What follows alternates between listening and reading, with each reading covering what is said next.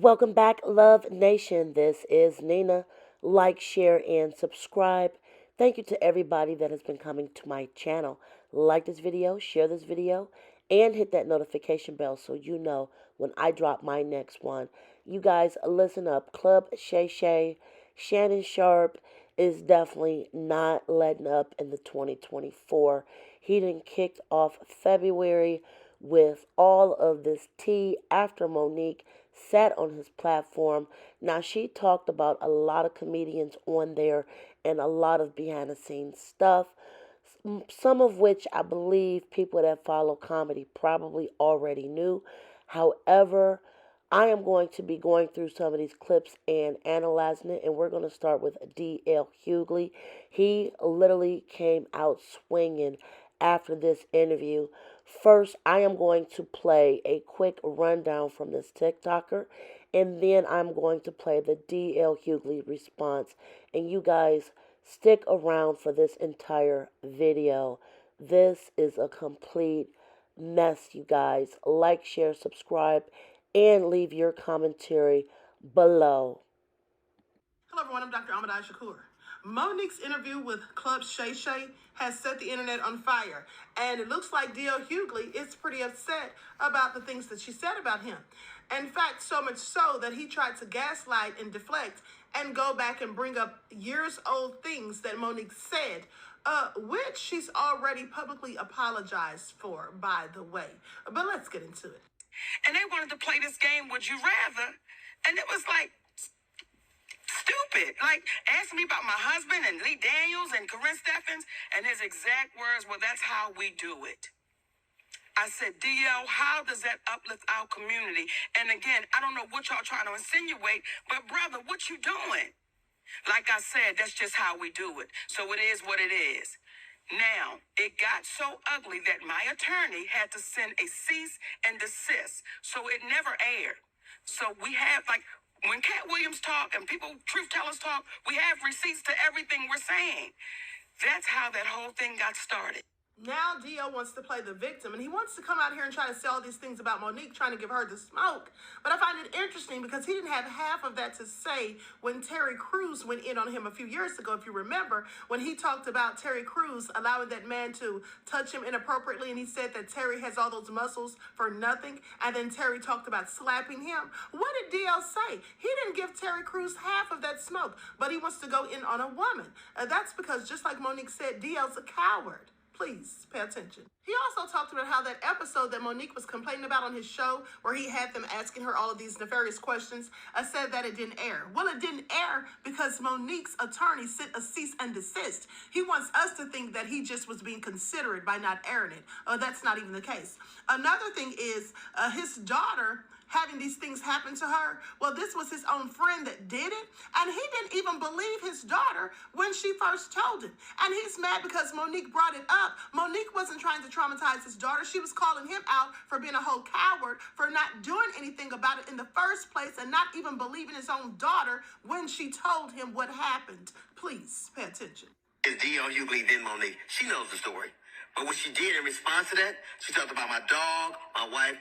This broad even brought out my daughter's personal trauma. My daughter was molested, and Monique brought that shit out and told the world that I allowed my daughter to be in front of me. The lying mother. She knows she was lying. And it only stopped when everybody from my family checked her. It's interesting. You know what else you won't see Monique doing? You won't ever see her with her family, videos with her children or grandchildren, because nobody... He's lying. He says that Monique stated that he allowed these things to happen to his daughter in front of him. That's not what she said. She basically called him out because his friend or supposed friend did this to his daughter, and he didn't do anything to the person. He didn't even believe his own child. Another thing is he talked about her family not fooling with her. Well, his own daughter, Monique did say that her son was separated from her, one of her sons or whatever, but his own daughter said that they had problems too. I've never publicly spoken about the fact that until now, very recently, my dad and I had a fairly tumultuous relationship. I thought I'd gotten myself to a place where I decided that I'd stop getting my hopes up that things would ever get better and just accept what it was. Who is he to talk? Please pay attention. And I wonder if she was feeling this way because he didn't believe her younger sister when she told him what the friend did to her. Everybody do it. How come when people do stuff like this, they're always above reproach, nobody ever believes them, and then it's always a lot of victims. And it's always, and the reason it hits home to me is because my youngest daughter said something happened to her, and because it was somebody I like, I didn't believe her. And I'll never get that back. She'll never, I'm supposed to protect her, and I'll never get that back that she told her father something, and he didn't do nothing about it. Because it was inconvenient. So I could see how that could play. So he admitted it himself, okay? And at the end of the day, the only reason anyone knew about what happened to his daughter is because he said it publicly. Monique didn't say it first. Monique just called him out, but he actually said that on air and admitted that he didn't even believe his own child. What kind of father is he? I mean, who does that? Please make that make sense. At the end of the day, do you think that his daughter was more traumatized by what Monique said about the situation, or the fact that he didn't believe her when she brought the situation to him? Yeah, please make it all make sense. D.L. Hughley is nothing more than a liar, and liars always are mad at people who tell the truth. Please pay attention. Well, Club Shay Shay is getting messier and messier. It's almost like Wendy Williams didn't go anywhere. She just got a weight set. So Monique was on. Every time I see Monique these days, she's on doing some greasy ass video with her and her daddy complaining about something or working out. I don't know nobody that work out that much and gain weight unless every crunch you do has got Captain in front of it. But apparently she goes on Club Shay Shay and tells the story about how she came on my radio show and I wasn't there at the time. And my co-host Jasmine Sanders played a game that we played all the time with everybody called Would You Rather. She apparently was so offended by that she says she got off. She called me. Monique did, and she said I was very dismissive, like, Monique's a liar. When Monique did call me, I heard her complaints, I listened to her, and I pulled the segment.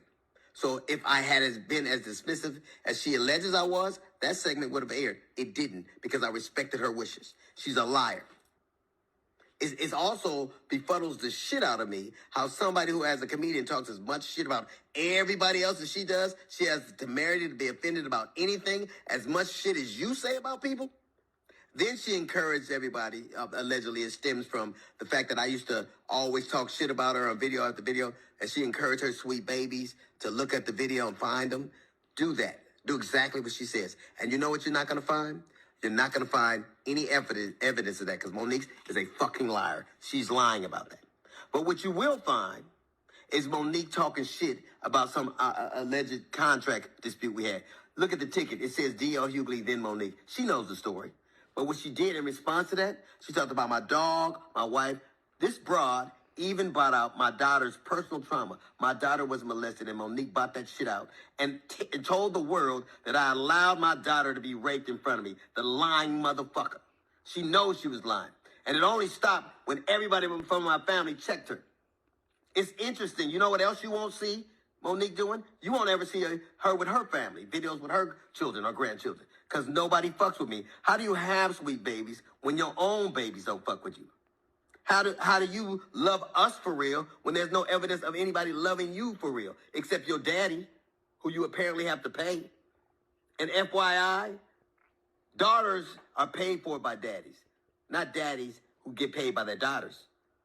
You know what else you won't see Monique doing? Telling jokes. Monique, if she just spent as much time actually writing jokes and writing her Netflix special as she did complaining about not having one, it wouldn't have been trash. It got the worst reviews of any Netflix special in history, because that's what Monique does. She complains and she has grievances. You never see her being a human being. You never see her being sweet and warm to people, except when she's using it to butter somebody up to get something. There's a reason why everywhere she goes, shit starts. Everywhere she goes. How is it that nobody fucks with you, not even your family? How do you, or I was on the road, get it. I get it every goddamn week. Look at my schedule versus yours. See how much I'm going. And I still manage to have a relationship that I cherish with my children. Can you say the same? You can't. Because all you do is talk about your grievances and who did you wrong. There's a reason you're by yourself. There's a reason you got to pay a man to love you. It's sad. There's an old adage that says you can't buy love. It's a shame, Monique, that you probably always will have to.